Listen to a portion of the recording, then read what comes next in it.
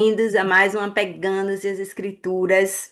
Hoje nós vamos realmente ter um banquete celestial aqui, porque Deus vai nos mostrar coisas maravilhosas. Vamos orar, convidar o Espírito Santo para estar aqui conosco.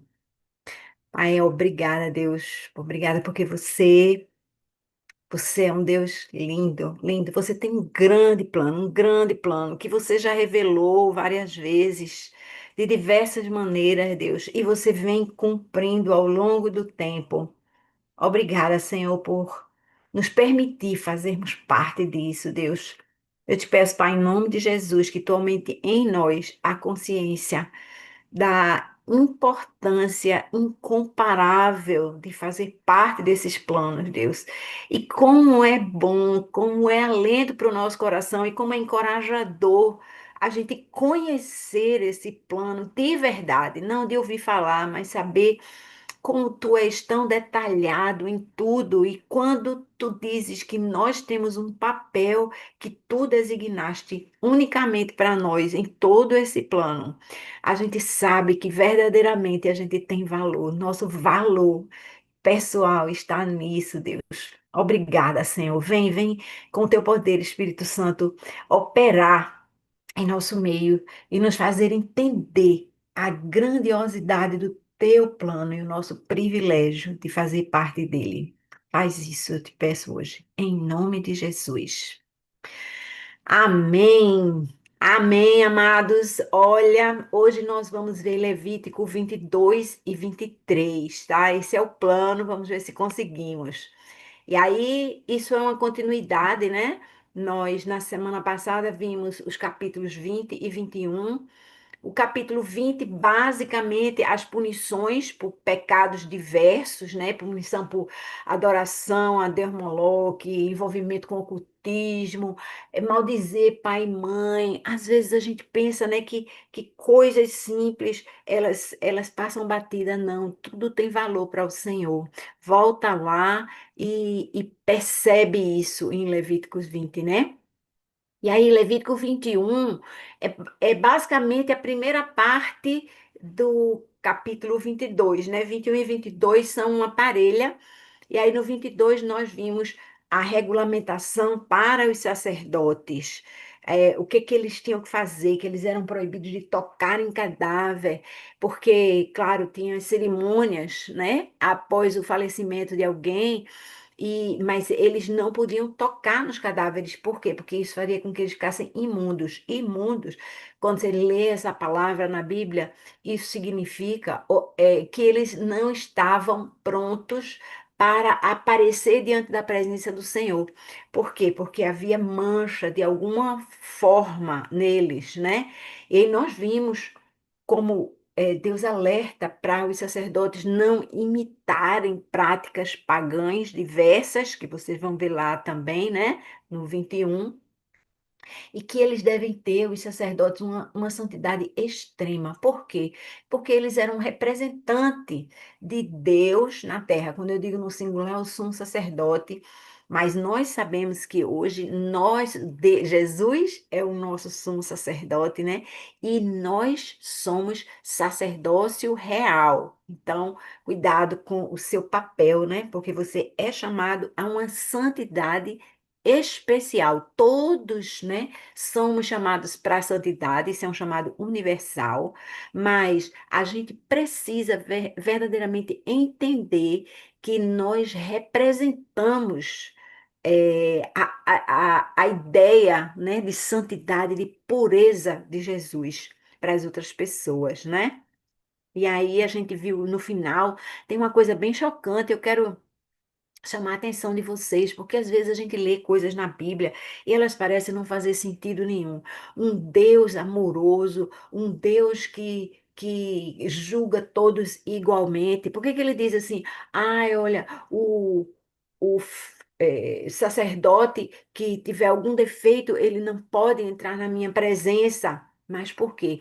Porque ele ia ofertar, ofertar, fazer sacrifícios diante do Senhor, mas o que acontece é que aqueles sacrifícios apontavam para Jesus. a oferta de sacrifício, que era única, na verdade, né? Aquilo era a sombra do que havia de vir. E o ofertante dessa oferta única de Jesus era ele mesmo. Ele se ofereceu a si mesmo. Então, a oferta era perfeita e o ofertante era perfeito. Então, não podemos é, entender errado, né? Esse trecho aí de Levítico 21. Dá uma olhada lá também na explicação que a gente fez semana passada, né? E aí fica a pergunta, minha gente, por que que a gente fica aqui estudando alguma coisa que foi colocada para um povo escolhido, né, o povo de Israel, há 3.000, 3.500 anos atrás? Por quê? Porque isso estabelece princípios e ele diz, isso é para todo sempre, isso é alguma coisa que vai até o fim dessa história narrativa aqui na Terra. São princípios. E nós somos sacerdócio real hoje. Nós sabemos que hoje nós somos a família de Cristo, os descendentes de Abraão, e a gente precisa entender exatamente o que é que está dito ali para a gente poder obedecer, né? Como é que você vai obedecer alguma coisa que você não sabe o que é, né? E aí a gente vai para o capítulo 22, que é a continuidade daquelas orientações para o sacerdote, né? E aí, o capítulo 22 fala de coisas que podem contaminar um sacerdote. Então, os versículos de 1 a 9 falam da pureza cerimonial, e aí ele fica repetindo sempre, eu insisto com vocês, ele dizendo, eu sou o Senhor, né? E aí ele diz que todas as ofertas sagradas e todas as coisas do santuário, elas são santas, elas precisam ser respeitadas, elas precisam ser reverenciadas, a gente não pode tratar as coisas de Deus de qualquer maneira. A gente realmente precisa estar entendendo a reverência necessária para a gente tratar das coisas de Deus. É necessário que a gente tenha esse entendimento, é necessário que a gente tenha essa visão para a gente poder fazer a coisa da maneira certa.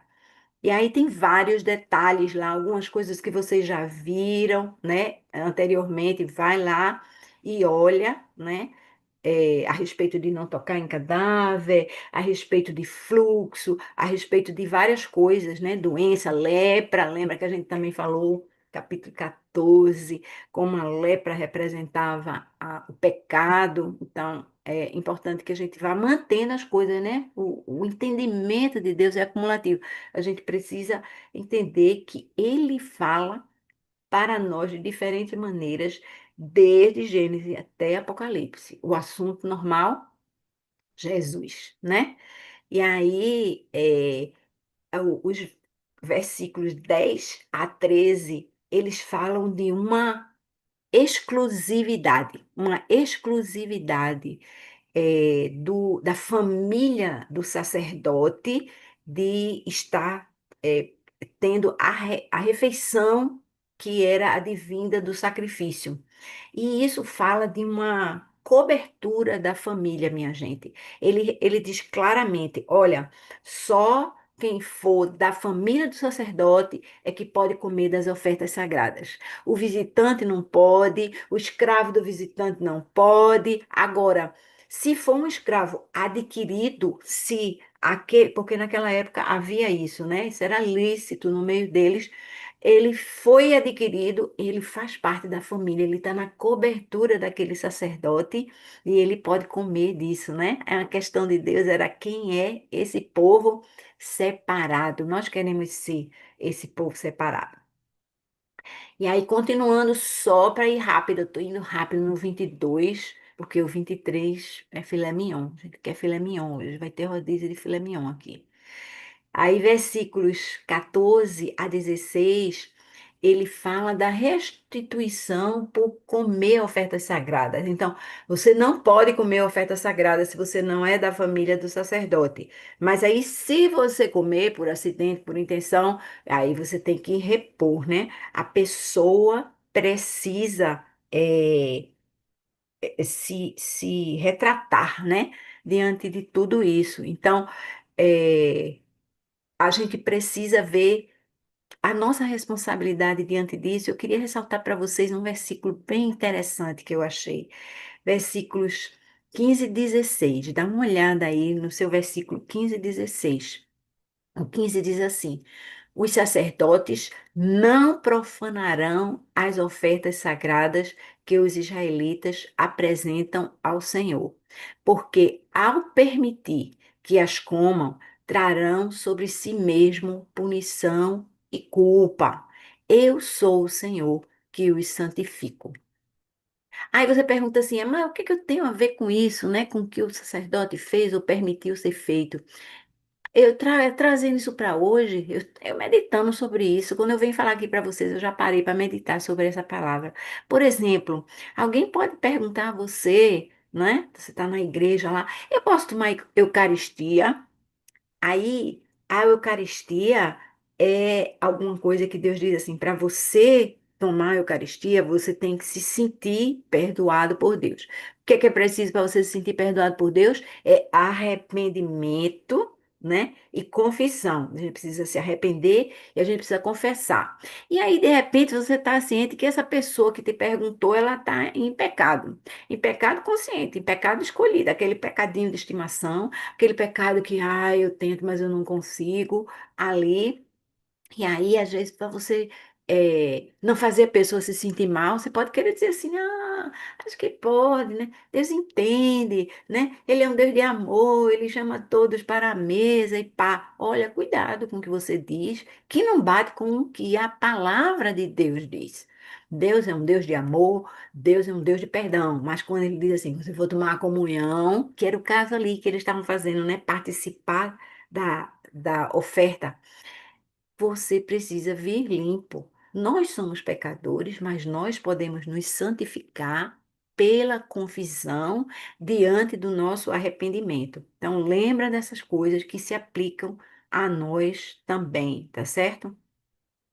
E aí, versículos 17 a 21 falam a respeito das ofertas que precisam ser sem defeito, né?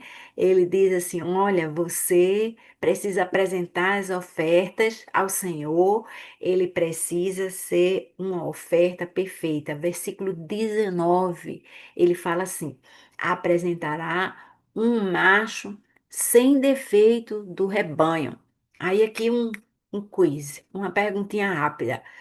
Pense aí na sua cabeça, por que que precisa ser um macho sem defeito do rebanho? Alguém sabe responder aí na sua cabecinha? Hã? Lembra? Porque essa oferta remetia a Jesus. Esse é a ovelha do rebanho, né? Ele fazia parte da família e da família de Deus, né? E ele era um macho sem defeito, como estava lá na lei, né? Era Jesus pré-figurado ali naquele animal que ia ser o substitutivo para a nossa culpa, né? Ele ia pagar o preço do nosso pecado.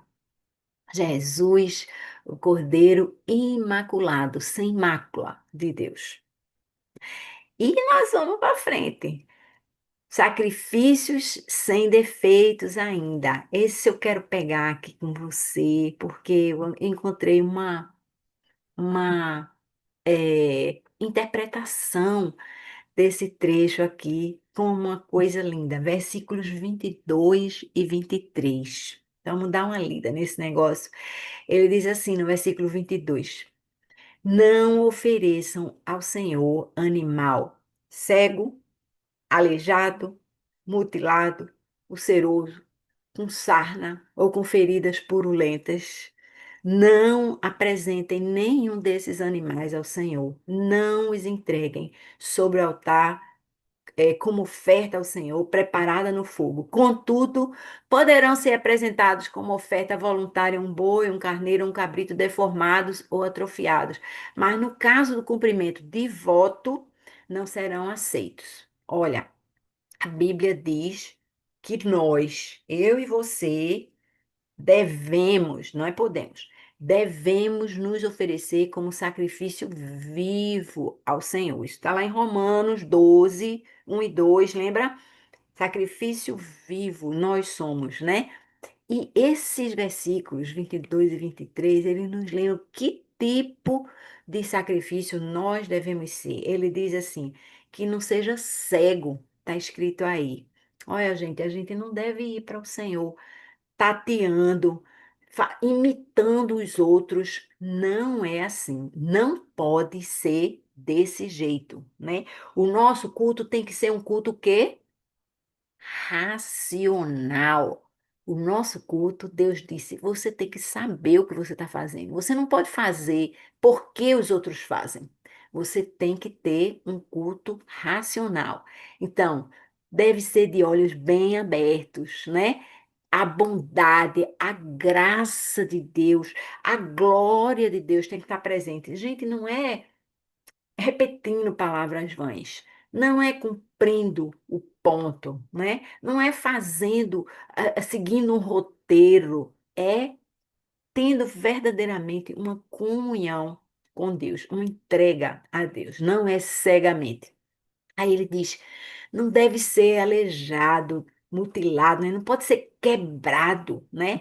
Não deve ser parcial, a nossa entrega não pode ser parcial. A nossa entrega tem que ser total. Eu não posso ser uma coisa aqui e outra coisa ali. Eu não posso dar o dízimo, mas não amar o próximo. Eu não posso estar julgando o outro. Eu não posso estar concedendo diante do pecado em alguma coisa. Tudo que o Senhor colocou, aí somos perfeitos, não. Mas Deus, Ele nos ajuda. Você sabe que Ele colocou o Espírito Santo dele para habitar em nós. Então, o que acontece? O Espírito Santo, ele nos constrange do pecado. Ele diz: olha, isso aqui não está bom. Você fala uma palavra amarga, uma palavra que não é de edificação, ele constrange você. E se você continua falando, é porque você já está dormente, viu? Cuidado, cuidado. Se você é uma pessoa que não consegue ser generoso, se você é uma pessoa, sabe o que? Uma coisa que não consegue se alegrar. Alegria é fruto do Espírito. Se você está sempre triste, se você está sempre remungando, você também está precisando da ajuda do Espírito Santo de Deus para lhe elevar. Olha, Deus disse mesmo que Jesus veio para nos dar vida e vida em abundância. Então, a nossa relação com Deus tem que nos levar a uma vida abundante, tá? Então, a gente tem que incluir tudo: perdão, Deus disse para a gente perdoar, generosidade, transformação de vida. A gente tem que vir completo, né? Não vir aleijado. Aí a palavra também fala que a gente não deve ser deformado, nem mutilado, né? A gente não deve vir sem visão espiritual. Gente, ele não está falando do nosso corpo, né? Ai, quebrei o braço, não posso ir para a igreja. De jeito nenhum, de jeito nenhum. Falta visão espiritual, aí você está mutilado. Não enxergo, não vejo, né? Falta o dom espiritual, não sei qual é o meu dom. Vá procurar, porque a Bíblia diz que nós temos pelo menos um dom espiritual. O que que significa o dom espiritual? É uma ferramenta sobrenatural de Deus. Você é capaz de fazer alguma coisa sobrenatural. O que é? Eu não sei. Pode ser até carregar todas as cadeiras do templo para outro lugar e lavar o templo todinho, botar todas as cadeiras de volta de uma vez. Isso é sobrenatural. Mas você precisa entender qual é o seu chamado e se dispor a esse chamado. Deus tem lhe equipado para alguma coisa. Venha com essa coisa, né? Sobretudo, aí tem o dom maior. Qual é o dom maior? O amor de Deus. Todos nós devemos amar. Por quê? Porque 1 Coríntios 13 diz o quê? O que você fizer sem amor, vale nada.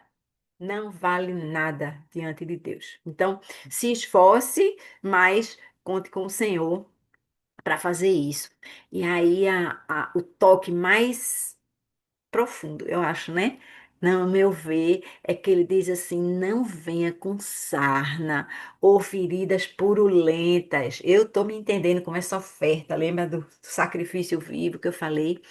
aquelas feridas purulentas que são o quê, minha gente? Todo mundo tem feridas que a gente traz da vida, né? A gente carrega porque o tempo, as pessoas, né? As circunstâncias nos fazem feridas espirituais, feridas emocionais.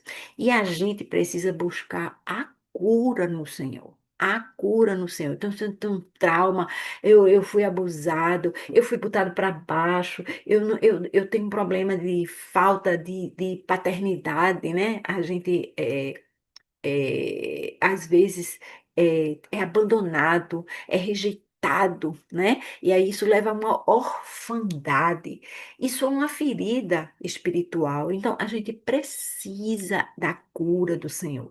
A gente precisa se apresentar como um sacrifício vivo, mas sem cegueira, sem aleijão, sem mácula. Vê mesmo. Olha o que Deus está nos pedindo, né? E aí, os versículos 24 e 25 falam a respeito de animais com manchas de castração. E esses com manchas de castração devem ser rejeitados. E eu fiquei pensando, né? Quando eu li esses versículos, o versículo 24 diz assim: Não poderão apresentar ao Senhor um animal cujos testículos estejam machucados, esmagados, arrancados ou cortados. Não façam isso na sua própria terra, nem aceitem animais como esse das mãos de um estrangeiro para apresentá-los como alimento do seu Deus. Não serão aceitos em favor de vocês, pois são deformados e apresentam defeito. É, eu estava meditando, né, sobre isso, porque essa ênfase particular, né, nos testículos. E o Senhor, ele me mostrou, olha, nos testículos reside a semente da vida.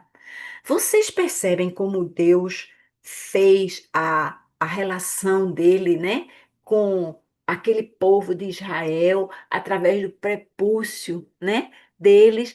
É o órgão da vida que Deus estava dizendo assim: olha, isso aqui é separado, a vida de vocês é separada, ela é especial.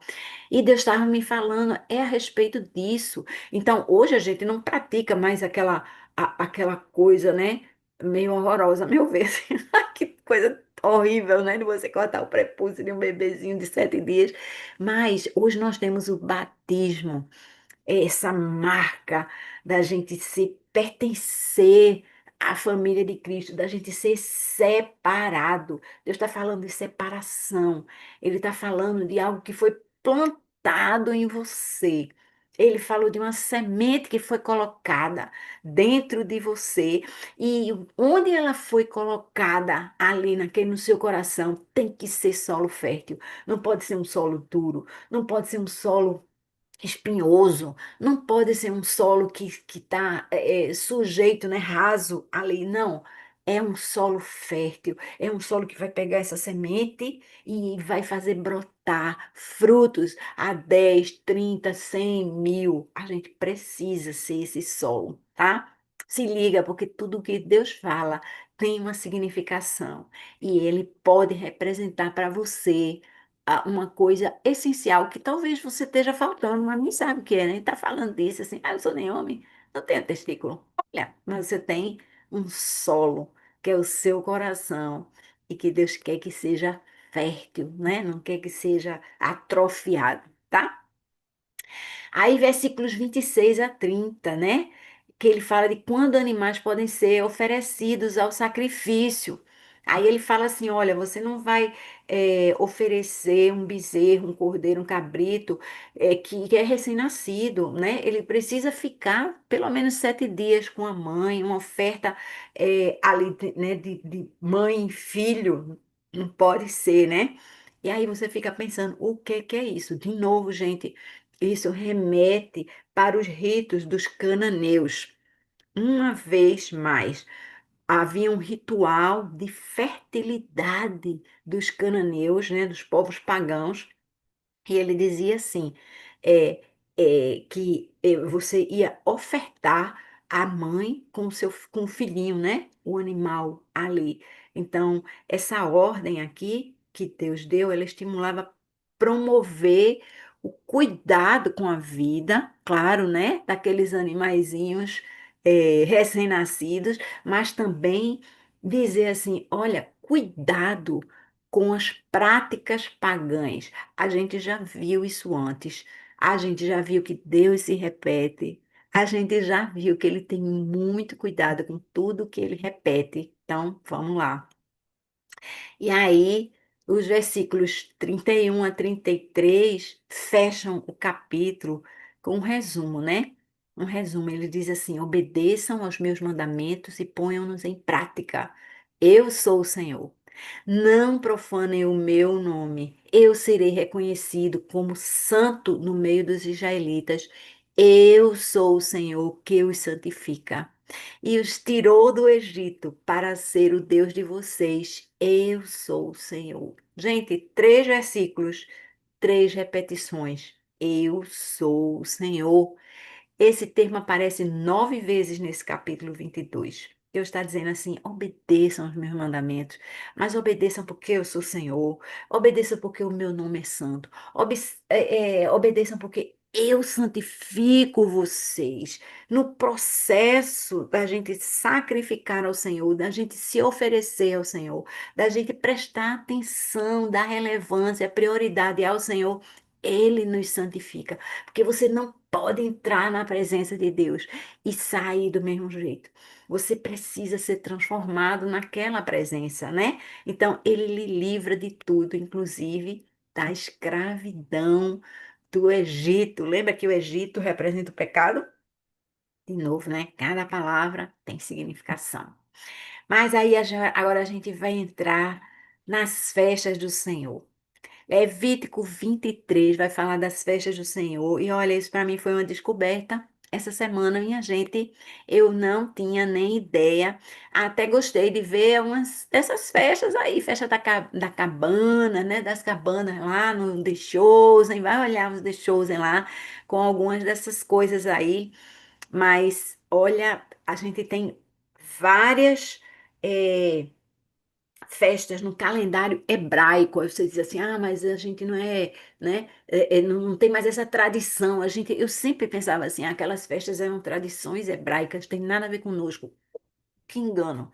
Gente, que engano, como Deus abriu os meus olhos essa semana, mostrando que esse Levítico 23, e eu peço para você, volte lá e leia. Ele fala de Jesus. Ele fala de Jesus de um jeito profético. Ele fala da primeira vinda de Jesus. E aí, essas festas acontecem na primavera, essas que falam da primeira vinda de Jesus. Depois há um período no ano, no calendário hebraico, que separa das outras festas que vão representar a segunda vinda de Jesus. Não é fantástico? Eu não sei se você já tinha pensado nisso antes, lido sobre isso antes. Anota aí para a gente conversar depois. Então, começando, versículos 1 a 3 fala do sábado, do sábado. Diz assim: o Senhor disse a Moisés: diga o seguinte aos israelitas: essas são as minhas festas, as festas fixas do Senhor, que vocês proclamarão como reuniões sagradas. Então, é festa para eles se alegrarem, mas são reuniões sagradas. Aí ele diz: em 6 dias realizem os seus trabalhos, mas o sétimo dia é sábado, dia do descanso e da reunião sagrada. Não realizem trabalho algum. Onde quer que morarem, será sábado dedicado ao Senhor. E aí, gente, eu sempre pensei assim: Deus disse para a gente descansar. E nesse descansar, né, é a restauração física de um trabalho, mas ele diz: esse dia é dedicado ao Senhor. Você pode ir para a praia? Pode, mas vá pensando no Senhor, vá se dedicando, é um tempo separado para o Senhor. E aí, nesse tempo, você não faz nada. É incrível como esse termo, né? Não façam nada, está repetido no Levítico 23, nesse capítulo. Por quê? Porque eles falam do trabalho redentor de Jesus e nesse processo nós humanos não fazemos nada. Se liga na intensidade desse não fazer nada, porque quer dizer assim, olha, você vai ficar assistindo Jesus fazer toda a obra redentora. Você não faz nada. E é para quê? é para você não se vangloriar de coisa nenhuma, tá? Jesus, ele veio acabar com o engano dos fariseus, né? Do sábado, o dia fixo, que você não pode fazer nada, você não pode cozinhar, você não pode fazer milagre, você não pode ali, né? Não, não é um tempo de proibição, não é um tempo de ficar de perna para o ar, é um tempo da gente entender a grandiosidade da obra de Jesus. O sábado é uma ordem. O sábado, a separação de um tempo periódico, sempre, sempre, não é? Ah, uma vez na vida, num evento, eu vou pensar em Deus, né? Numa reunião de oração que acontecesse aonde, eu vou pensar. Não, é contínuo. A gente tem que fazer isso. Sábado é o tempo de descanso solene na presença do Senhor, né? Nada de estar lavando prato. Eu fico com Deus o tempo todo, estou dirigindo, estou falando com o Senhor, estou lavando prato, estou limpando minha casa, estou falando com o Senhor. Separa, né? Faz dele a primícia daquele momento, tá? Aí, a primeira festa está descrita nos versículos 4 e 5. Diz assim: Estas são as festas fixas do Senhor, as reuniões sagradas que vocês proclamarão nas datas estabelecidas. A Páscoa do Senhor, que começa no entardecer do 14º dia do primeiro mês. Essa Páscoa, minha gente, a gente já sabe, né? Ela trata da memória da libertação dos escravos do Egito, né? O povo hebreu estava como escravo no Egito, e a Páscoa, o Passover, né? É a história da libertação do Egito, o livramento da morte por aqueles que colocaram o quê? O sangue do cordeiro no umbral das suas portas. Então, é o livramento do cativeiro do Egito e o livramento da morte, né? O anjo passou por cima, pass over o umbral da porta e não entrou. O anjo da morte não entrou. Isso tudo apontando para Jesus. E lembra, eles foram protegidos pelo umbral da porta que foi lavado com o sangue do Cordeiro. E aí, quem é o Cordeiro Santo de Deus? Jesus Cristo, né? João 1:29 fala, ele é o Cordeiro de Deus. João 1:36 fala de novo que Jesus é o Cordeiro de Deus. Ele foi sacrificado e o sangue dele foi recebido como pagamento, né, para acalmar a ira de Deus pelos nossos pecados. Então a gente precisa entender isso. Então, essa foi a primeira festa, né? Festa da Páscoa. E aí tem uma segunda festa, que é a festa dos pães ázimos, ou os pães sem fermento. E essa festa, se você olhar o detalhezinho, né? Olhando aqui no versículo 5, a gente vê que a Páscoa começa no entardecer do 14º dia do primeiro mês. E se você olhar no versículo 6 diz assim: no 15º dia desse mês, ou seja, logo em seguida, né, começa a festa do Senhor, a festa dos pães sem fermento. E aí, essa tem duração de 7 dias. E aí, nesses 7 dias, presta atenção, nós vamos comer somente pães sem fermento, toda a significação do mundo. O que é fermento? Nós já falamos de fermento nos nossos estudos. Se você não lembra, pega o sotaque de Deus. Pega isso quando você lê fermento na palavra, isso tem que ser associado a pecado, tá? Vamos dar uma repassada nisso aqui. Vamos só ler isso aqui no versículo 7. No primeiro dia, convoquem uma reunião sagrada e não façam trabalho algum. Durante 7 dias, apresentem ofertas preparadas no fogo do Senhor. No sétimo dia, convoquem uma reunião sagrada e não realizem trabalho nenhum. Gente, essa festa já foi estabelecida antes. Êxodo 12, vai lá olhar, Êxodo 12, 14 a 20, dá instruções que são só repetidas aqui. Mas aí o que acontece? Voltando ao princípio da festa dos pães ázimos, ela está falando de que durante uma semana eles deveriam comer pão sem fermento, que simboliza pureza, santidade, verdade, enquanto o fermento que que eles teriam normalmente no pão representa o pecado, a corrupção, a hipocrisia, né? A falta da verdade. Preste atenção que diz Lucas 12:1. Lucas 12:1, ele diz assim: Nesse meio tempo, tendo se juntado uma multidão de milhares de pessoas, a ponto de se atropelarem umas às outras, Jesus começou a falar primeiramente aos seus discípulos, dizendo: Tenham cuidado com o quê? O fermento dos fariseus, que é a hipocrisia. Vocês estão vendo que a gente precisa ler a palavra de Deus toda, minha gente? Não é assim, eu gosto desse pedaço, não gosto do Antigo Testamento, não gosto de sei de quê, né? Ah, Deus está colocando tudo ali, né? Na nossa frente. E a gente só precisa juntar as pecinhas, porque Ele chamou a gente para fazer um quebra-cabeça celestial, né? Recado para mim e para você.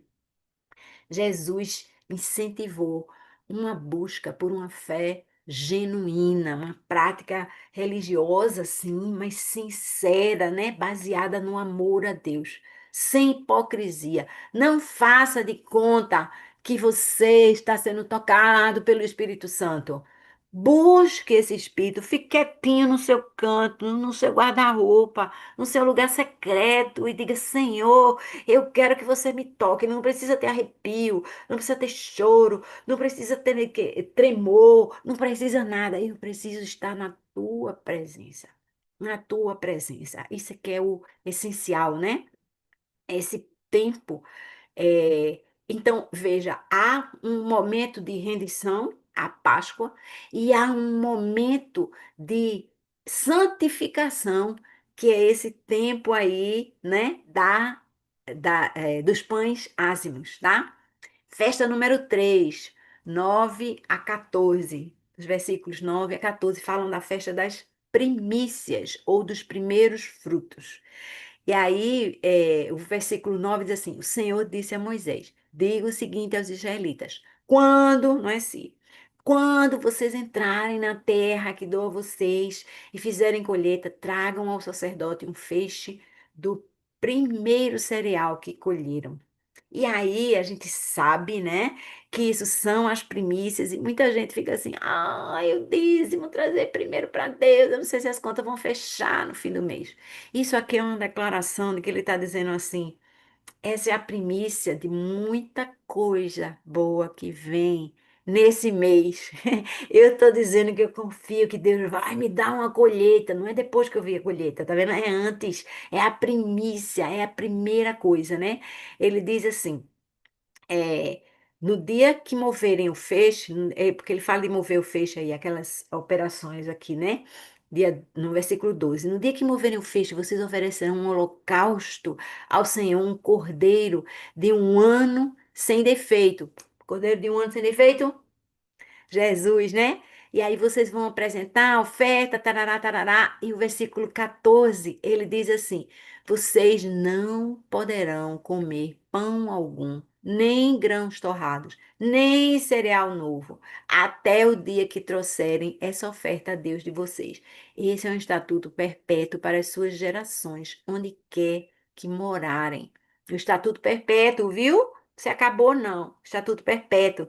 Isso aí também foi estabelecido antes, né? Lá em Êxodo, e é a festa da colheita dos primeiros frutos. Minha gente, no Antigo Testamento, essa festa aí, ela demonstrava a confiança do povo na fidelidade de Deus, de prover o sustento deles, né? Das bênçãos futuras.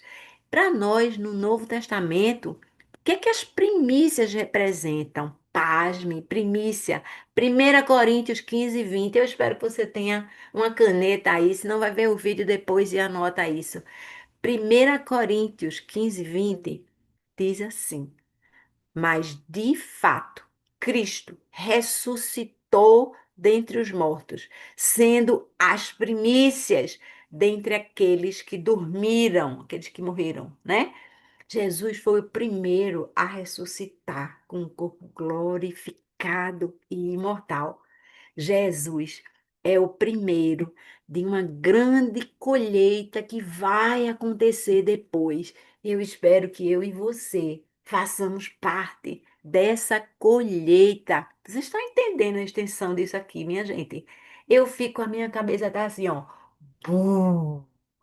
A festa das primícias diz: Eu sei, Senhor, que você está na frente e eu vou seguir atrás. Cuidado para não perder o ticket. O ticket não está à venda.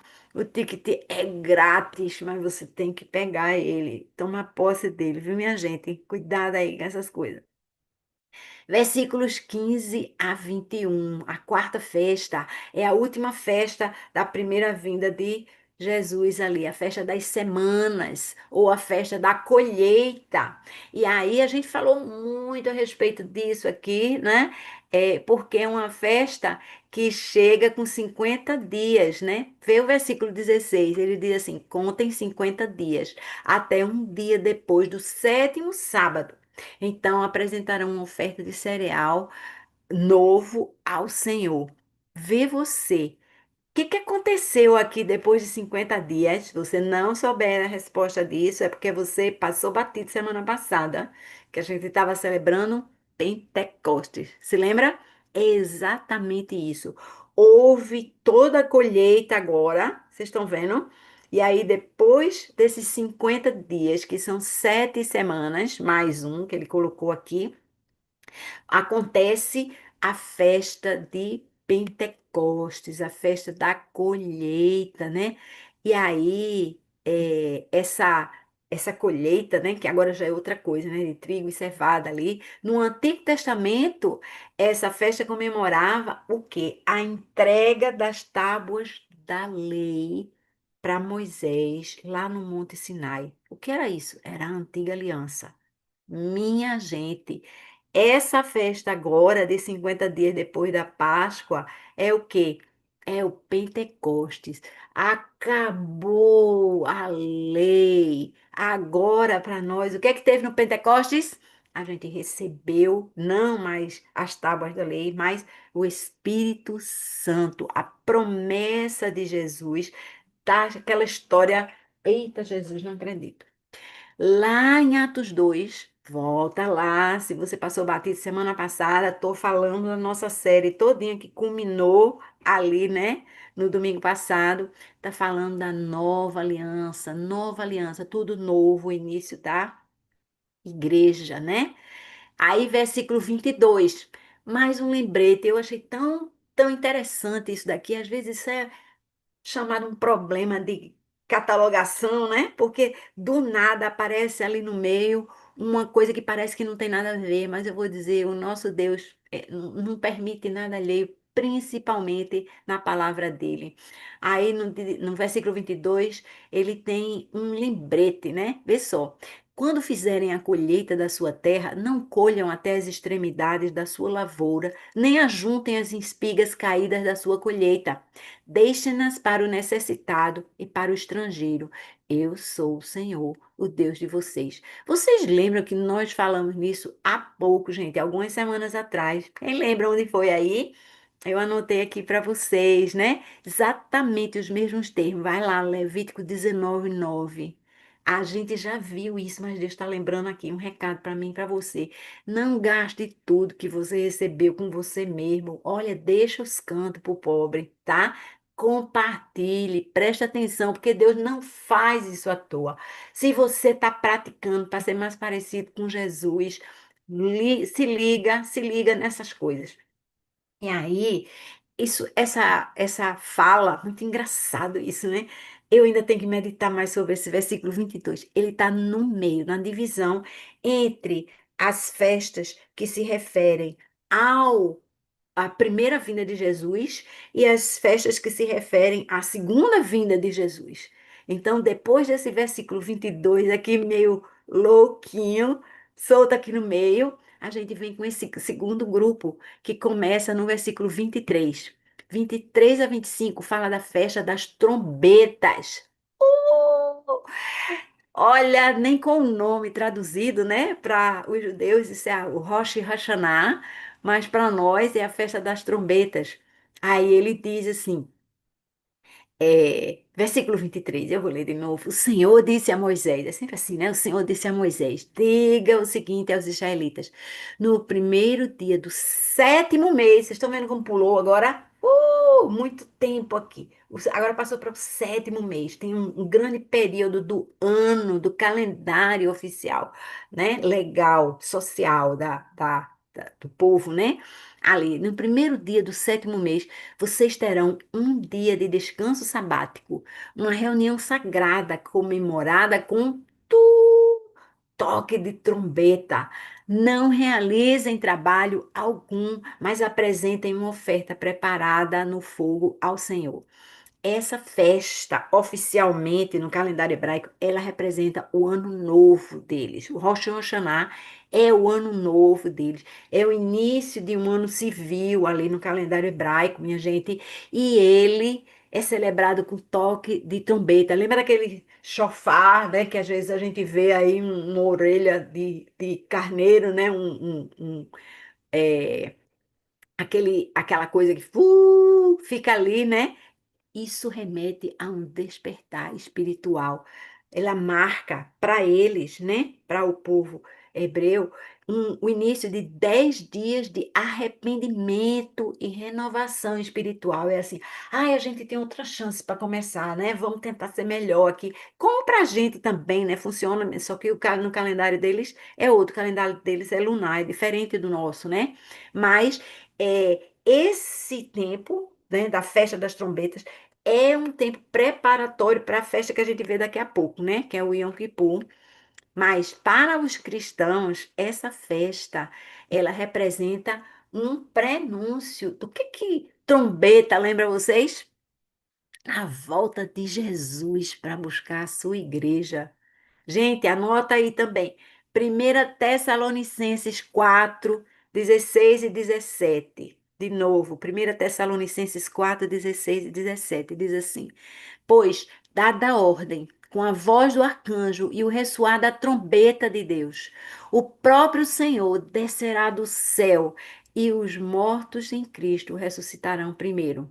E aí, depois disso, que estivermos vivos, seremos arrebatados juntamente com Ele nas nuvens para um encontro com o Senhor nos ares. E assim entraremos com o Senhor, estaremos com o Senhor para sempre. Vê, aqui está o ressoar da trombeta de Deus. Outra trombeta, viu, minha gente? Vamos se ligar nesse negócio daí, rapidinho, que o nosso tempo está passando aqui. Festa 6 no versículo 26 a 32. O dia da expiação. Esse dia da expiação, ele foi tratado aqui, é o capítulo 16 de Levítico, né? É o Yom Kippur, o dia da expiação, quando para o povo hebreu significava a expiação dos pecados. É aquele dia especial, o único dia do ano no calendário que o sumo sacerdote podia entrar no Santo dos Santos. Lembra desse negócio aqui? O sábado é um sábado, no versículo 32 diz assim: é um sábado de descanso para vocês. Cada um negará a si mesmo. Deus é incrível. Olha, no calendário deles, esse é um dia que eles fazem aproximadamente 25 horas, só para garantir ali as 24, né? Era um dia inteiro de jejum. Antes, tinha a história do pão sem fermento, lembra? Nessa festa é jejum completo, sem comer, simbolizando a renúncia às necessidades físicas, minha gente, para trocar, focar na espiritualidade. Um dia de jejum, um dia de arrependimento, né? Um dia de aceitação, né, daquele sacrifício expiatório. E para nós, né, e nós cristãos, isso aponta para o nosso arrependimento e a nossa aceitação do sacrifício substitutivo de Jesus. Então a gente não tem uma festa de celebração disso, mas lembra que nós precisamos honrar isso, né? E agora chegando mais para o final, A gente tem um trecho grande que eu não vou ler aqui com vocês. Os versículos 33 a 44 falam da festa dos tabernáculos, ou a festa das cabanas, que a gente já sabe, né? Que a gente viu lá no The Chosen, que representa o tempo que eles passaram no deserto. Eles construíam cabanas com galhos de árvores assim, jogavam uns panos em cima, e eles saíam das suas casas, eles ficaram acampados em cabanas ali durante 7 dias, relembrando aquele tempo que eles estavam no deserto com o Senhor, e isso remete para um momento de presença, né? Aí, nos versículos 42 e 43, já no final, diz assim: habitem em cabanas durante 7 dias. Todos os israelitas de nascimento habitarão em cabanas, para que os descendentes de vocês saibam que eu fiz os israelitas habitarem em cabanas quando os tirei da terra do Egito. Eu sou o Senhor, o Deus de vocês. E essa festa, ela representa a proteção de Deus, né? O cuidado de Deus, a presença de Deus com eles durante aquela jornada no deserto ali, né? O tempo todo. Depois tem uma oferta enorme, né? 70 bois, 98 cordeiros, 14 cordeiros, assim, muito carneiros. Então, essa cerimônia era uma cerimônia grandiosa, celebrando tudo, né? E aí eu queria, todo comentário que eu li a respeito disso fala a respeito de Jesus, que Jesus apareceu, né, numa festa dos tabernáculos, e ali ele se declarou, como está lá em João 7, 37 e 38. João 7, 37 e 38 fala de Jesus se apresentando na festa do tabernáculo, dizendo: se alguém tem sede, venha a mim e beba. Quem crer em mim, como diz a Escritura, do seu interior fluirão rios de água viva. Minha gente, passei que só aqui do nosso horário, porque fiquei muito entusiasmada com isso daqui, né? Digam aí, quantas vezes Deus disse, não façam trabalho nenhum. Ele está dizendo, é meu, é só meu, todo o trabalho. E aí, eu quero saber para vocês, quão reveladoras vocês acham que essas festas do capítulo 23 são? Bora lá, gente, com vocês agora.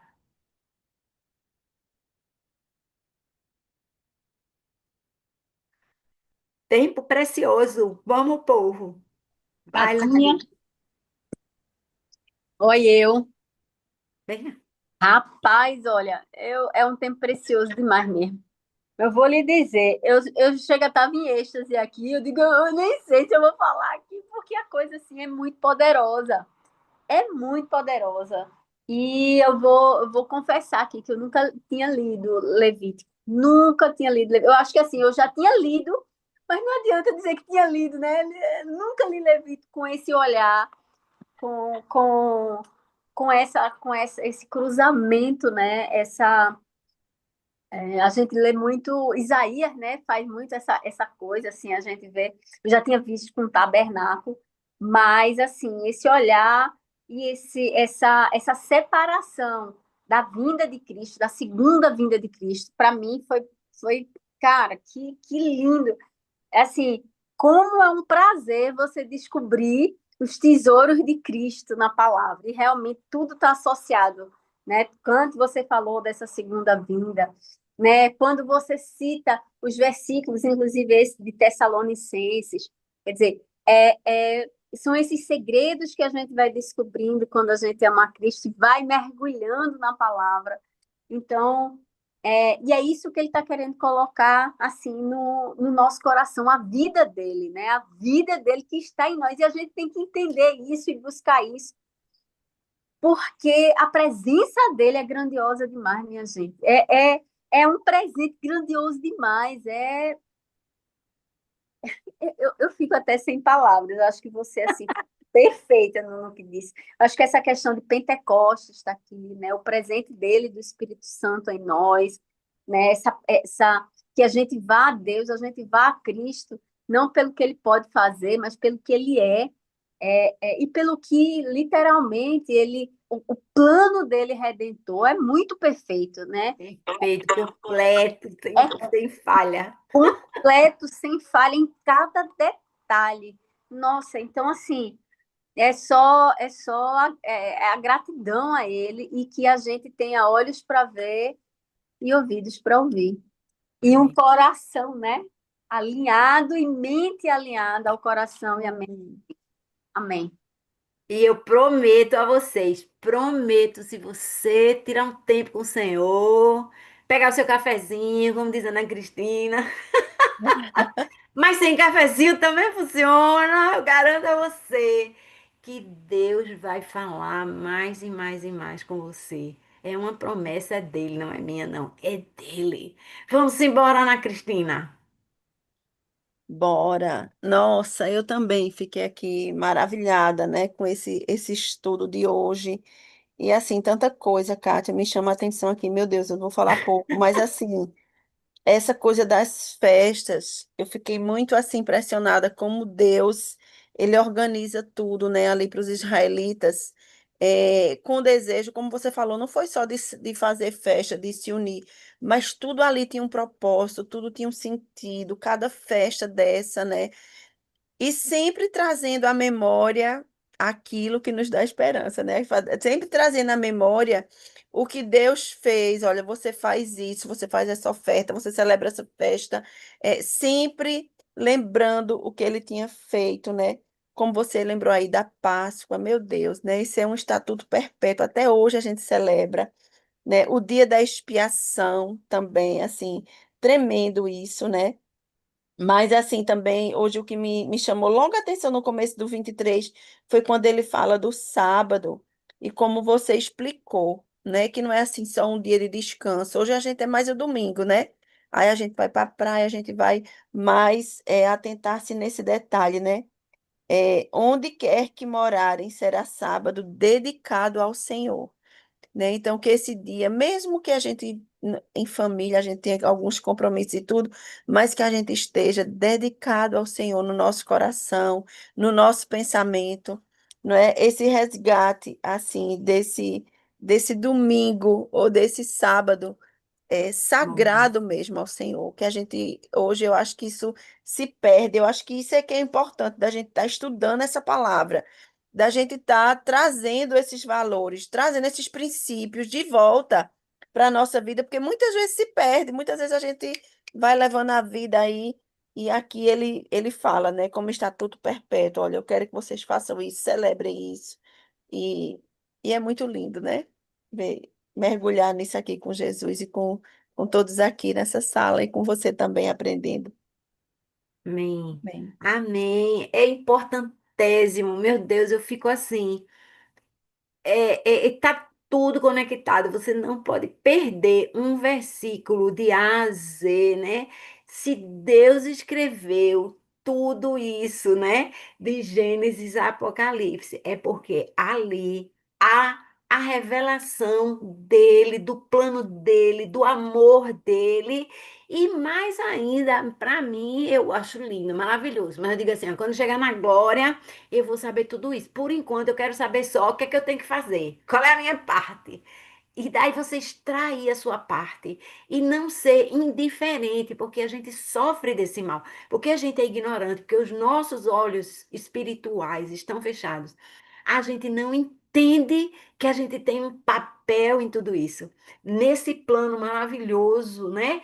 Tão detalhado, mas tão poderoso, de milênios. A gente tem uma parte nisso, a gente não pode passar batido nessa parte.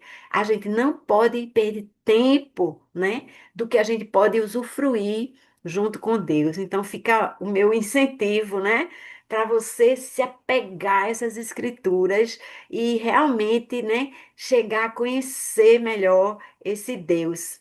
Vem mais, minha gente, alguém aí Eduardo, bem-vindo, Eduardo. Você botou lá uma pergunta, né? Onde é que tem esse negócio? Aí o povo já respondeu. Você vai lá no YouTube, o YouTube da Anglicana ZN, e aí tem uma série lá, tem não sei quantos, uns 160. A gente está aí nessa carreira há uns 3 anos, fazendo dominicalmente, com alguns breaks aí. Então tem muito pão nessa padaria, que tá quentinho lá, tá guardado fresquinho. Vai buscar, porque Deus tá chamando cada um de nós, né? Eu me sinto cada dia mais atraída por essa palavra. Vai, Taninha. Rapidinho, uma frase só, entre aí o início da 23, nessa minha Bíblia, a mensagem, e aí que fala dessa mudança, dessas festas, né? Ele fala assim que o importante, Deus usa 4 verbos. Deus está, né? Finalizando, descansando, abençoando e santificando. Então, o significado de tudo isso, né? Tá assim, ele quis mostrar aqui, resumido em 4 poderosos verbos do que Deus está trazendo para nós. Porque tu trouxeste coisa demais. Eu já escrevi aqui, vai ler tudo de novo, nas 2 Bíblias que eu estou aqui, porque na minha Bíblia a mensagem eu não tinha lido ainda. Eu vou ler todinho, porque é muita informação na mensagem de uma forma para o coração. Então, fica aí, Kátia, parabéns, muito bom. Amém. Não sou eu não, viu? Eu recebi um presente já. Vamos lá. Vamos lá, porque o pão está lá na padaria, o pão está no Senhor mesmo, é na palavra, né? A palavra de Deus, ela toca você e ele se revela, né? Eu já tinha lido, sim, Levítico, tá? Mas olha, eu vou dizer, o Senhor está se revelando totalmente aqui e eu desejo isso, né? Para cada um de nós. Eu quero mais, eu quero mais. Ó, o pastorzão não está por aqui. Não sei aí o que está acontecendo com ele. Ainda não está para viajar, não sei. Ele está para viajar, mas não sei. Ah, o voo dele é agora de manhã, Kátia. Agora já é. Ah, É, por isso que eu achei estranho dele não estar aqui. Então, Aninha, vamos embora, vamos orar aí. Vamos fechar é. a gente aqui nesse banquete maravilhoso que o Senhor nos deu. Ai, que maravilha, que maravilha. O Eduardo colocou aí, né, que ele vai ser cliente fiel dessa padaria. Ai, que bom, que bom. É tão bom, né, quando a gente experimenta assim desse gostinho, desse pão fresco assim de manhã da palavra de Deus e a gente realmente fica contagiado, sabe? É muito bom. Então vamos orar aqui, Senhor. Obrigada, Jesus. Obrigada por esse pão fresco que o Senhor trouxe para nós nessa manhã. Obrigada por esse estudo do livro de Levítico, Senhor. Obrigada por esses capítulos tão bem explicados, Senhor, e que trouxeram tanta edificação para cada um de nós, Pai. Eu oro realmente, Jesus, para que o Senhor esteja trazendo essa fome, essa sede ao nosso coração, de buscar as tuas escrituras, de conhecer as tuas escrituras, que tu nos revele, Senhor, aquilo que o Senhor está querendo nos mostrar, nos ensinar, Deus. Muito obrigada, Senhor. Somos gratos pela tua palavra, Senhor. Muito obrigada, Jesus, porque nós até hoje aqui, Senhor, e por toda a eternidade, vamos, Senhor, buscar te conhecer e prosseguir em te conhecer, Senhor. Não há nada melhor, Deus. Abençoa o nosso domingo, abençoa a Kátia, cada um de nós aqui nessa sala, que a gente possa sair daqui, né, com o coração cheio das Escrituras e realmente buscando ao Senhor mais e mais. Que o Senhor nos abençoe em nome de Jesus. Amém. Amém. Abre aí Amém, essas amém, câmeras para a gente tirar uma amada. foto, minha gente. Tira. Esse dia, esse é um dia Amém. memorável aqui, né não? É, com Abre certeza. aí, abre aí. Bené, cadê você? Bené, vamos Demétrio, embora. Bora, bora. Cadê o povo? Priscila, Vou Carla. tirar para o povo não ficar preso aqui, hein? E um, Tira. dois e três. Amém. Vamos Beijos a lá. todos. Que prazer estar aqui. Que Amém. bênção. Que bênção você Glória a no lar, minha Deus. gente. Eu amo esse Até Deus. domingo que vem. É domingo, se Deus Se quiser, hein? quiser. Vai ter mais, vai ter mais. Amém. Beijo.